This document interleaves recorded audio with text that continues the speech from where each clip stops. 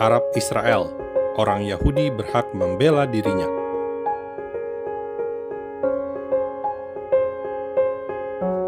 I'm a Muslim Arab growing up in Israel. I'm a mother of two, and I have a master's from Stanford University.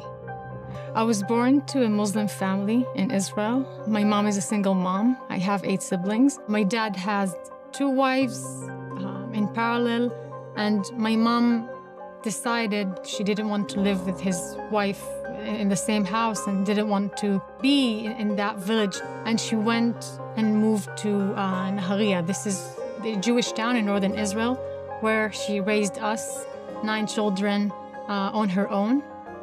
We were supported by the welfare in Israel, by the welfare system, because otherwise my mom would not be able to provide.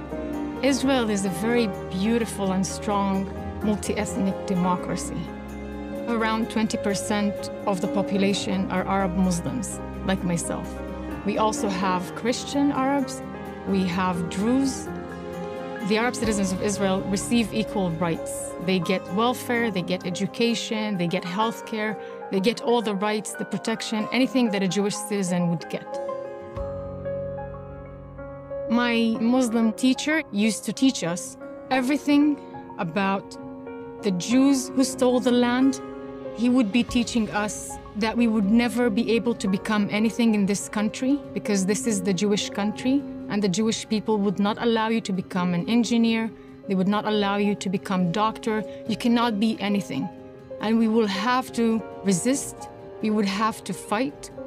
We would have to do everything that we can to get the land back. I remember leaving these classes feeling like I don't have a future. But that really contradicted my experience with the Jewish people that I met. Because they were loving, they were kind, I was their friend, I would go to their houses. They didn't mind that I was Arab, they didn't see me as an Arab. They see me just as their friend. So it didn't land very well with me. I was with my girlfriend, she was staring, and I was asking her, like, what are you thinking about? And she said, like, you know, I really wish one day to become a suicide bomber. I really wish to become a shaheed one day. That moment really broke me to pieces.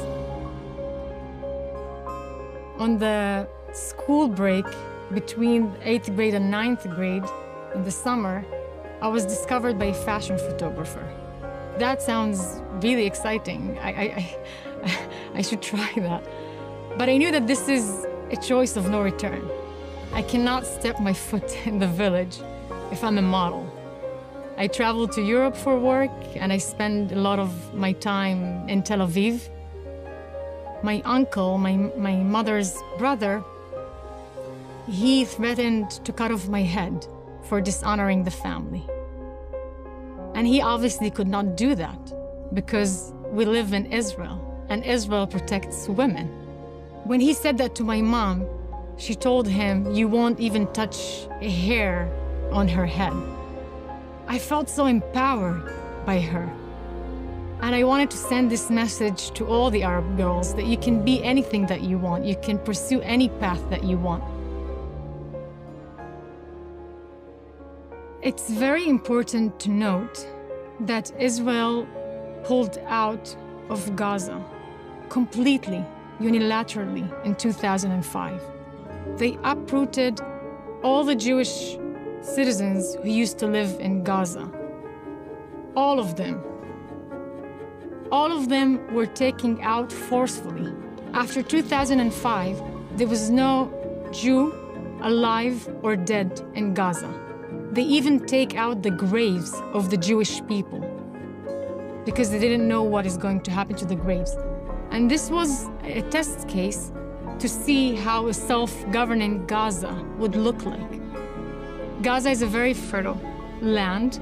They had greenhouses that they used to export flowers to all of Europe.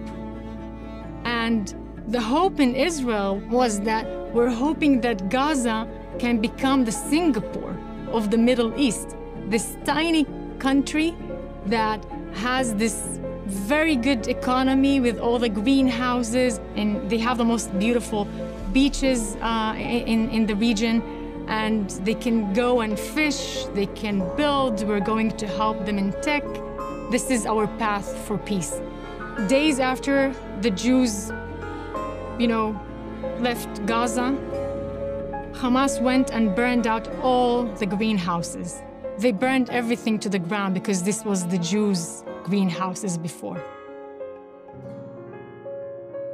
If people care about Muslim lives or any Palestinian lives in Gaza, you first and foremost want to make sure that their leadership cares about them. And Hamas is a sovereign government of Gaza. It's a terror organization that hijacked the Palestinian people for their own religious cause of transforming the Middle East and the entire world into an Islamic state. Palestinians don't have the right to say the truth. They cannot openly speak about the atrocities that Hamas is doing to them. If they speak against it, they're dead. People keep saying, if you're calling Hamas a terror organization, this is Islamophobia. No, this is not Islamophobia, this is the fact. I love Muslim people, I'm a Muslim. My family is Muslim, and I'm still condemning what Hamas did. Why people cannot see the truth about this situation? A lot of these people come from a reality that they teach you from a very young age to hate the Jews. The Jews stole the lands to the Palestinians. The Jews are responsible for all the atrocities in the world, and we just need to destroy them. So some of the people are brainwashed, and they're sometimes blinded to their own anti-Semitism. They say, I'm not anti-Semitic, I'm anti-Zionist. Now, what does that mean? It's like saying, I'm for women, but I don't think they should have rights.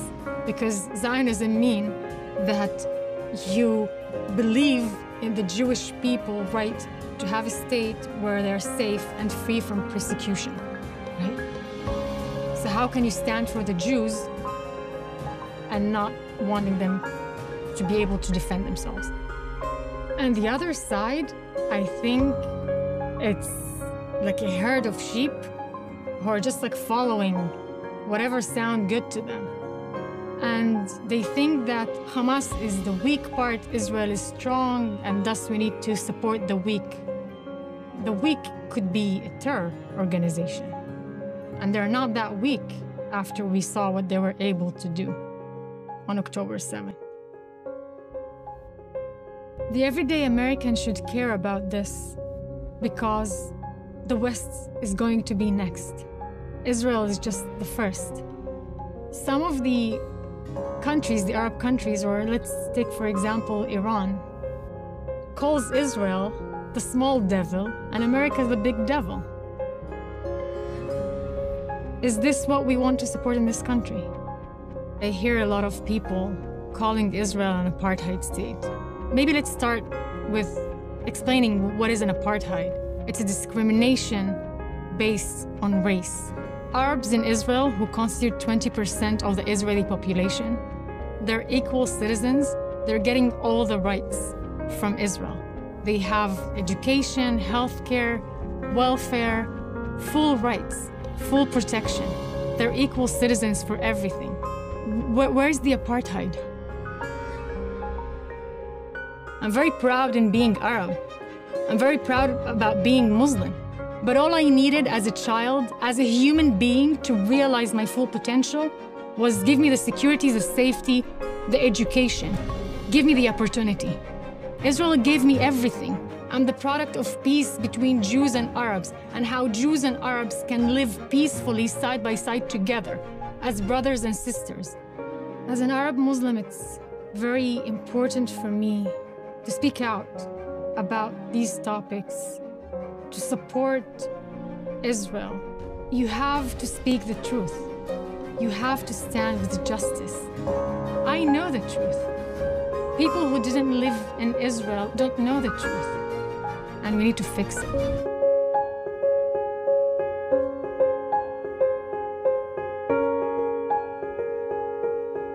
Salam damai dari Fakta Israel.